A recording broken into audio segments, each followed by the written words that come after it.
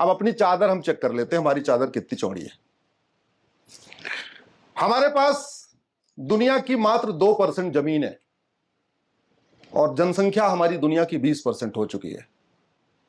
कहने का मतलब हमारे पास कुर्सी 2 है, बैठने वाले 20 हैं। चारपाई 2 है, बैठने वाले 20 हैं। चादर 2 है, ओढ़ने वाले 20 हैं।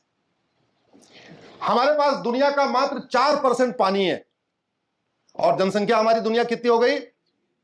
फिर धीरे पड़ गए, कितनी हो गई? 20% हो गई। कहने का मतलब 2 गिलास पानी है, पीने वाले 20 हैं, 2 लोटा पानी है, पीने वाले 20 हैं, या 2 बाल्टी पानी है, नहाने वाले 20 हैं। अब ये बात कितने दिन चलेगी? 800 जिले हैं, उसमें से 50 जिलों में पानी खत्म हो चुका है, 150 जिलों में पानी 200 फीट नीचे चला गया है, 300 फीट के नीचे बाद पानी मिलता नहीं है, यानी बाकी के 150 जिलों में भी 20 से 25 साल के बाद पानी खत्म हो जाएगा। जिस देश के 25% जिलों में पानी खत्म हो जाएगा, वो देश कहां जाएगा? आप कल्पना कर लीजिए। 50% पानी पहले, 50 जिलों में पानी पहले खत्म हो चुका है, अगल बगल से लेके पिया जा रहा है। जैसे उदाहरण के लिए दिल्ली एनसीआर का पानी खत्म हो गया है, ना दिल्ली में पानी है, ना गाजियाबाद में है, ना नोएडा में है, ना फरीदाबाद में है, ना गुड़गांव में है। ग्राउंड वाटर पीने लायक नहीं बचा हुआ है। अब हम लोग क्या पीते हैं? हम कहते हैं गंगा जल पीते हैं। दिल को बहलाने के लिए अच्छा है कि हम गंगा जल पीते हैं, लेकिन सच्चाई है वो हरिद्वार से खुली नहर का पानी आता है। पश्चिम यूपी में जितने लोग किडनैप होते हैं उनको मारने के बाद उसी नहर में फेंका जाता है। जितने जानवर काटे जाते हैं उनको उसी में फेंका जाता है। जितने लोगों को आत्महत्या करनी होती है वो भी उसी नहर में जाके कूद जाते हैं। तो हम लोग वेज वाटर नहीं पीते, बल्कि हम लोग कौन सा वाटर पीते हैं? नॉन वेज वाटर पी रहे हैं, अभी पी रहे हैं non veg water, right. Bharat चलता है संविधान से। दुर्भाग्यवश देश में हर चीज के ऊपर चर्चा होती है, लेकिन संविधान पे चर्चा ही नहीं होती। संविधान की शपथ लेने वाले भी संविधान पे चर्चा नहीं करते, जबकि वही संविधान की शपथ लेने के कारण ही उनको वेतन भत्ता, गाड़ी बंगला मिलता है। संविधान की शपथ लेने के कारण ही उनको free air ticket, free rail ticket और विदेश यात्रा का टिकट मिलता है। संविधान की शपथ लेने के कारण उनको फ्री में सिक्योरिटी मिलती है, आजीवन पेंशन मिलता है। लेकिन जो उस संविधान में लिखा हुआ है उसके ऊपर चर्चा ही नहीं करते। संविधान का शेड्यूल 7 लिस्ट 3 एंट्री नंबर 20 ये कहता है भारत में जनसंख्या नियंत्रण कानून बनना चाहिए। संविधान में लिखा हुआ है। आज तक आपके अमृतसर के सांसद ने कभी लोकसभा में यह मुद्दा उठाया क्या कि हां भाई देखो समस्या बढ़ रही है और संविधान में लिखा हुआ है ये पॉपुलेशन कंट्रोल लॉ बनना चाहिए? उठाया क्या? जोर सही सही बताइए जरा। चलो अमृतसर वाले नहीं, आपके पंजाब के किसी सांसद ने संसद में यह मुद्दा उठाया क्या? अच्छा चलो पंजाब भी छोड़ दो, पूरे भारत में 5000 सांसद विधायक हैं, 4200 विधायक और 800 सांसद लोकसभा राज्यसभा में लगे। इस 5000 में से कितने सांसदों विधायकों ने कहा कि भैया इसके ऊपर चर्चा तो होनी चाहिए कि हमारे पास चादर कितनी है और हम पैर कितना फैला चुके? चीन का क्षेत्रफल हमसे 3 गुना ज्यादा है और चीन में पर डे 45,000 बच्चे पैदा हो रहे हैं और हमारा क्षेत्रफल चीन का 1/3 है और पर डे 90,000 बच्चे पैदा हो रहे हैं। अमेरिका का क्षेत्रफल हमसे 3 गुना ज्यादा है, वहां पर डे लगभग 11,000 बच्चे पैदा हो रहे हैं और हमारे यहां 90,000 बच्चे पैदा हो रहे हैं। रूस का क्षेत्रफल हमसे 5 गुना ज्यादा है, वहां पर डे 4,000 बच्चे पैदा हो रहे हैं और हमारे यहां 90,000 बच्चे पैदा हो रहे हैं। कनाडा का क्षेत्रफल हमसे 2.5 गुना ज्यादा है और वहां पर डे 3,000 बच्चे पैदा हो रहे हैं, हमारे यहां 90,000 बच्चे पैदा हो रहे हैं। ऑस्ट्रेलिया का क्षेत्रफल हमसे 2.5 गुना ज्यादा है, पर डे वहां 1,200 बच्चे पैदा हो रहे हैं, हमारे यहां 90,000 बच्चे पैदा हो रहे हैं। ब्राजील का क्षेत्रफल हमसे 2.5 गुना ज्यादा है, वहां पर डे 8,000 बच्चे पैदा हो रहे हैं, हमारे यहां 90,000 बच्चे पैदा हो रहे हैं। भगवान राम भी अगर ऊपर से नीचे उतर जाए ना और 10-20 साल के लिए सरकार चलाए तो भी यहां की कोई भी समस्या ठीक नहीं कर सकते। और इसलिए भगवान को पता था कि पॉपुलेशन कितनी बड़ी समस्या है, इसलिए मानव इतिहास में इस धरती पे सबसे पहले एक पति एक पत्नी का नियम लागू करने वाले भगवान श्री राम है। भगवान श्री राम ने एक विवाह किया, लक्ष्मण जी ने एक विवाह किया, भरत जी ने एक विवाह किया, शत्रुघ्न जी ने एक विवाह किया, जबकि उस जमाने में बहुविवाह होता था। और भगवान श्री राम तो चक्रवर्ती नरेश थे, पूरे दुनिया के राजा उनको अपना दामाद बनाना चाहते थे, फिर भी उन्होंने दूसरा विवाह नहीं किया। पूरे दुनिया के राजा लक्ष्मण जी को अपना दामाद बनाना चाहते थे, पूरी दुनिया के राजा भरत जी को अपना दामाद बनाना चाहते थे, पूरी दुनिया के राजा शत्रुघ्न को अपना दामाद बनाना चाहते थे। लेकिन चारों भाइयों ने कहा ना, हम जो प्रजा से पालन करवाने जा रहे हैं पहले हमें उसे पालन करना है। और मानव इतिहास में सबसे पहले 2 चाइल्ड पॉलिसी लागू करने वाले भी भगवान श्री राम है। भगवान राम के कितने बच्चे, जोर से बोलिए जरा? 2, लक्ष्मण जी के 2, भरत जी के 2, शत्रुघ्न जी के 2। यह अनायास थोड़ी था। जो पूरी दुनिया में गुड गवर्नेंस की बात होती है तो राम राज्य की बात होती है। भगवान राम का मंदिर तो भारत में है, लेकिन राम राज्य की बात पूरी दुनिया में होती है। ऑस्ट्रेलिया में होती है, सिंगापुर में होती है, ब्राजील में होती है, न्यूजीलैंड में होती है, डेनमार्क में होती है, चीन में होती है। उस गुड गवर्नेंस के कई फीचर थे जो राम राज्य की हम बात करते हैं। दुर्भाग्यवश हमारे स्कूलों में पढ़ाया नहीं जाता राम राज्य में था क्या क्या क्या क्या व्यवस्था थी, पढ़ाया नहीं जाता। उस राम राज्य में पहला फीचर यह था कि समान शिक्षा थी। गरीब हो या अमीर, मंत्री हो या संतरी, कलेक्टर हो या कप्तान, राजा हो या रंक, सेना अध्यक्ष हो, सेनापति हो या सिपाही हो, किताब सबकी एक होगी। राम राज्य का पहला फीचर यह था। राम राज्य का दूसरा फीचर यह था यूनिफॉर्म सिविल कोड, सबके लिए एक समान कानून। राम राज्य का तीसरा फीचर यह था fastest judicial service, justice with in day, एक दिन के अंदर सबको न्याय मिलेगा। यह राम राज्य का तीसरा फीचर था, सबको एक दिन में न्याय मिलेगा। दुर्भाग्य देखिए हम कहां से कहां आ गए। तो पॉपुलेशन की लेके अगर हम बात करें, भारत की 50% समस्याओं का मूल कारण जनसंख्या विस्फोट है।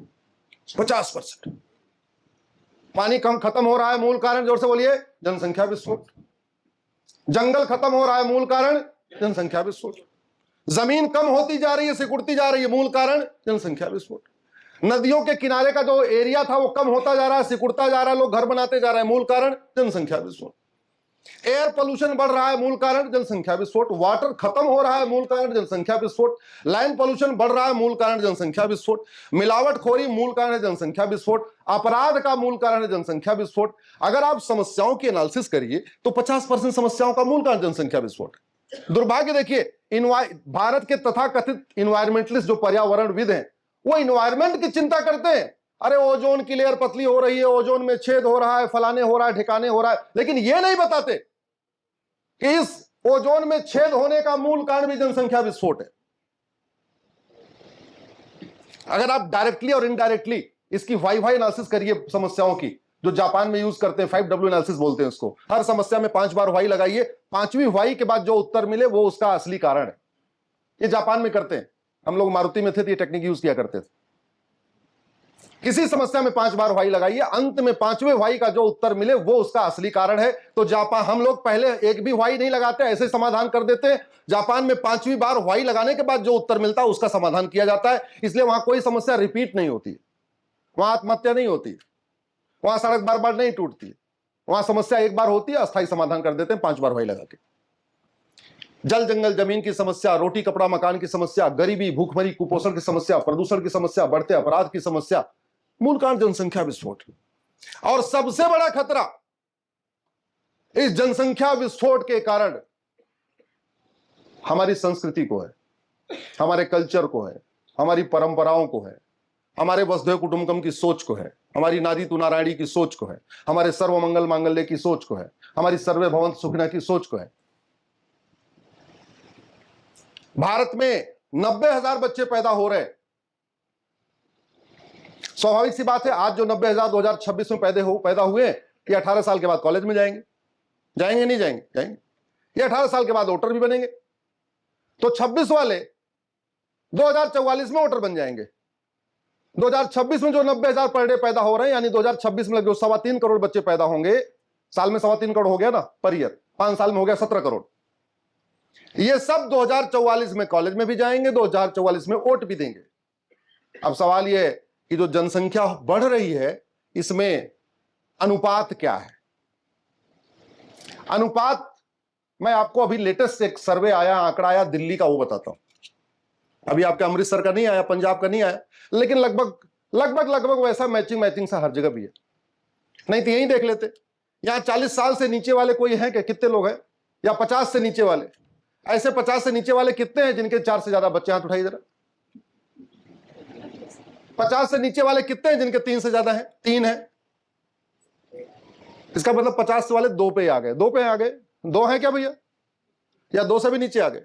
एक कितने लोगों के है? धन्य है, बहुत बड़ा योगदान है आप लोगों का देश में।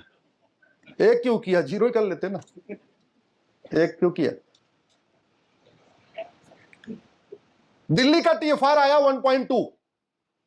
टीएफआर का मतलब होता है प्रति कपल कितने बच्चे पैदा कर रहे हैं।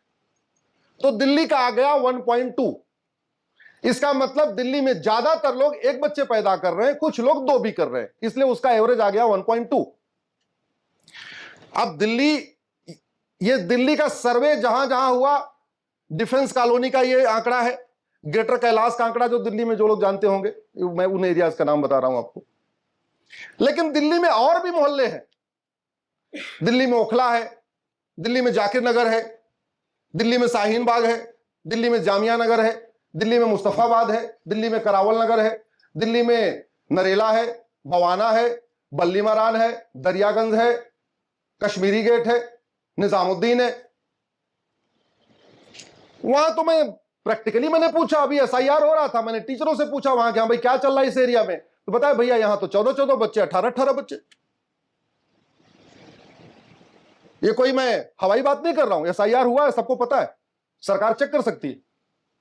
तो दिल्ली में एक तरफ 1.2 आ गया टीएफआर, यानी एक बच्चे या 2 बच्चे, और वहीं दिल्ली में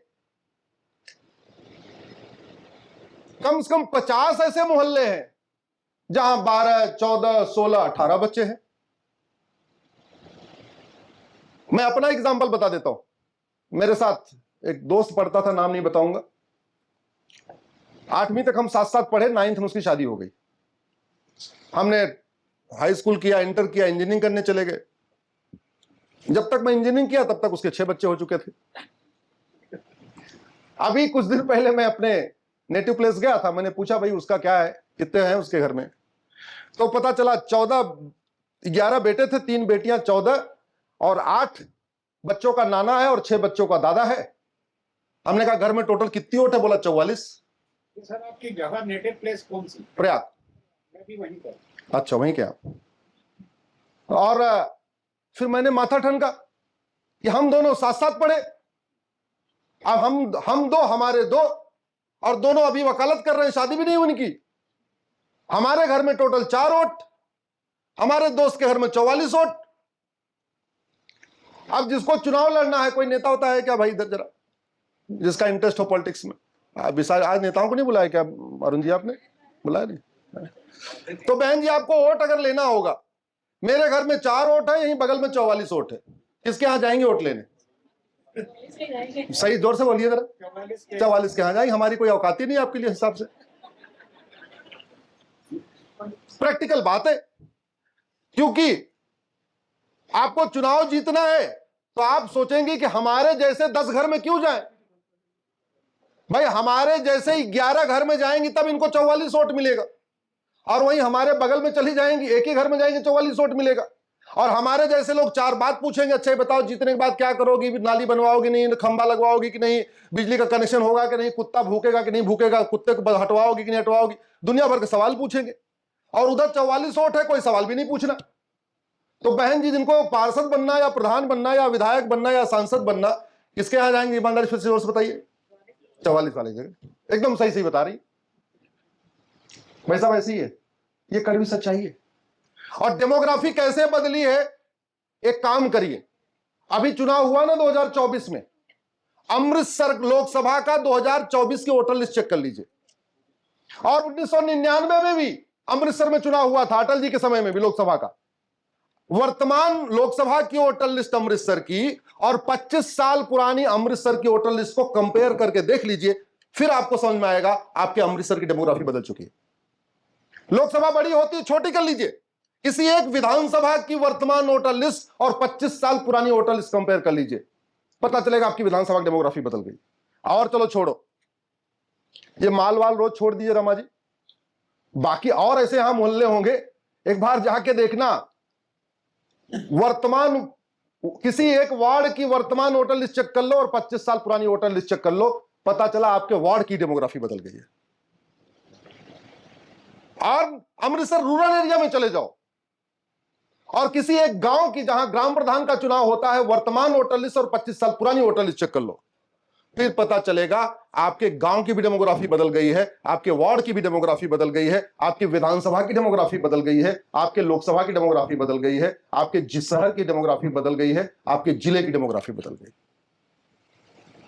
और डेमोग्राफी जो बदल रही है ना, इससे बहुत कुछ बदल रहा है।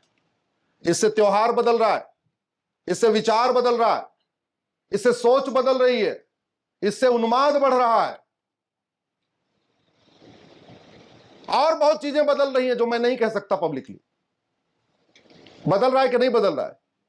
और सबसे बढ़िया एग्जांपल तो आप देख लो कि चुनाव लड़ने वालों के लिए 4 वोट वाली परिवार चाहिए, 44 वोट वाला परिवार चाहिए। जोर से बताइए जरा। 44 वाला। यस।